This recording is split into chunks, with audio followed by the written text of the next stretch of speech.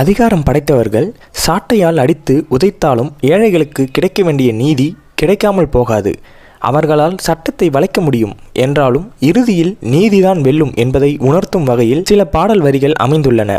ரிக்ஷாக்காரன் 1971 வெளிவந்த படத்தில் அசோகன் ஒரு கொலையை செய்துவிட்டு அதை சட்டத்தில் உள்ள ஓட்டைகளின் உதவியுடன் மறைத்துவிட்டு அதற்கு உதவிய வழக்கறிஞரோடு விருந்து களியாட்டங்களில் ஈடுபட்டிருப்பார். அங்கு சிரிக்கும் சத்தத்தையும் அசோகனின் செயலால் அனாதையாகி போன ஒரு சிறு குழந்தையின் புன்சிரிப்பையும் ஒப்பிட்டு எழுதப்பட்ட பாடல் ஒன்றில், நாணல் போல வளைவதுதான் சட்டமாகுமா, அதை வளைப்பதற்கு வழக்கறிஞர் பட்டம் வேணுமா என்ற வரிகளும், தோட்டம் காக்க போட்ட வேலி பயிரை தின்பதோ, அதை கேள்வி கேட்க ஆளில்லாமல் பார்த்து நிற்பதோ, நான் ஒரு கை பார்க்கிறேன், நேரம் வரும் கேட்கிறேன், பூனை அல்ல புலிதான் என்று போக போக காட்டுகிறேன் என்று எம்ஜிஆர் பாடும் வரிகள் படம் பார்ப்பவர்க்கும் நமக்காக வாதாட நமக்காக போராட எம்ஜிஆர் இருக்கிறார் என்ற ஒரு நம்பிக்கையை ஏற்படுத்தியது.